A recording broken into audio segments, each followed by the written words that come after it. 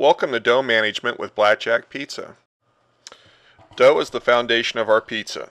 This short video will focus on how we need to manage our dough rather than the actual process of how we make our dough. We will provide you with instructions on how much dough to make. We will talk about how we manage the dough in the walk-in. We will explain the basic chemistry of how dough performs. We'll explain the impact of time and temperature on your dough. And finally, we will explain the proper techniques for managing your dough during dinner rush from staging to slapping. One of the objectives of any franchise company is consistency. Our customers expect our dough to be made and baked in the same manner if they are purchasing a pizza in Arizona, Colorado, or Utah. Our product prep video will go into detail about how to make dough. This video focuses on how to manage dough. Before we begin, let's talk about a few things that make our dough unique or different than that of our competitors. Our dough is never frozen. There are national companies, schools, grocery stores, and convenience stores that use frozen dough. Although the technology used to make frozen dough has improved over the last several years, dough that is made fresh and managed correctly will still produce a superior product. Our dough is ideally aged for 3 days. Some companies will use more yeast in their product and use all of their dough in a 24-hour window. This can create for dough that is very inconsistent because difficult to manage. Other companies will deliver dough from commissaries, use very little yeast and water, and try to use the dough in a 5 to 7 day window. Dough products with a longer shelf life usually are a lot tougher. As a manager, one of your most important jobs is to calculate how much dough to make every day. There are several ways to calculate how much dough to make. Remember, our dough performs best when it is aged for 3 days. Using the wrong method to calculate dough production will not create the proper rotation of dough in your store.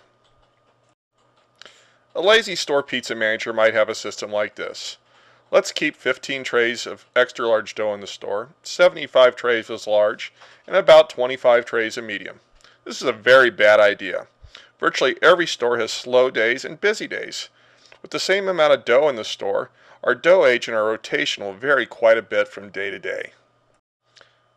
Another lazy pizza store manager might delegate the whole production estimate to a designated prep person. This is also a bad idea. A designated prep person probably doesn't have access to our POS system. They won't be able to calculate what our sales were last week, what our sales will be this week, and they may be totally unaware of any marketing that is scheduled.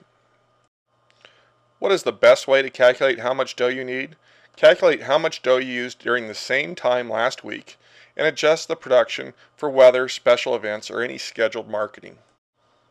Here is an example. Let's say today is Tuesday. The dough we are making today should be used on Friday. Let's calculate how much dough we used last week from Tuesday through Friday and subtract our current inventory to figure out our production. Let's assume our point of sale system indicates that last week in a 4-day period we used 28 trays of extra large dough, 123 trays of large dough, and 54 trays of medium dough. And our existing inventory is 22 trays of extra large dough, 67 trays of large dough, and 22 trays of medium dough. We need to make 6 trays of extra large dough, 56 trays of large dough, and 32 trays of medium dough. How long does it take to do these calculations? Less than 5 minutes. How important is it? It is crucial. Guessing or delegating the production amount will simply lead to poor rotation and aging. Let's talk about what happens next when the dough ages in the walk-in. There are only 6 ingredients in our dough: sugar, salt, yeast, water, oil, and flour. The chemistry of what goes on in our dough is really pretty simple. Yeast does not make the dough rise.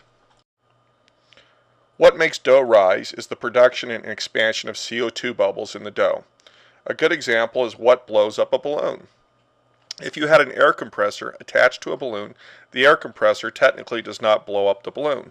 The air from the air compressor blows up the balloon. It's the same way with our pizza dough. Yeast does not technically blow up the balloon. It's the CO2 that is released from the yeast that blows up the dough ball. Does an air compressor need energy to work? Absolutely. Without gas or electricity, it will not work. Yeast also needs an energy source. Without sugar, yeast has no energy and it cannot make CO2. Does the air inside a balloon need to be contained? Absolutely. A hole or multiple holes in a balloon is no good. It is no different with a pizza skin. We need a certain amount of skin to make sure the CO2 bubbles will stay inside the dough patty. How does the balloon example make it clear what's happening with our dough in our walk-in for 3 days? Pretty simple. Why do we cross-stack our dough? 2 reasons.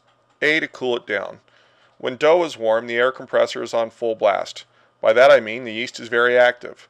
The dough ball will burst if we don't slow things up. B, our dough needs a little skin to hold the CO2 inside the dough ball. Cross-stacking creates a little skin on the dough. We don't want to cross-stack the dough too long. The texture and the flexibility of a balloon is a lot different than the texture and flexibility of a basketball. Okay, let's assume we made the right amount of dough on Tuesday. It's now Friday morning.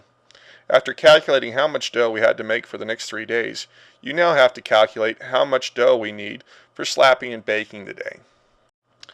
The process here is very similar to the one we used when we decided on how much dough to make. We want to use our POS system and find out how much dough we will be using today. Let's assume last Friday we needed 6 trays of extra large dough, 40 trays of large dough, and 20 trays of medium dough. Today is also the first of the month, so we might be 10% busier than we were last Friday. We look in the walk-in and we want to see how much 3-day-old dough we have.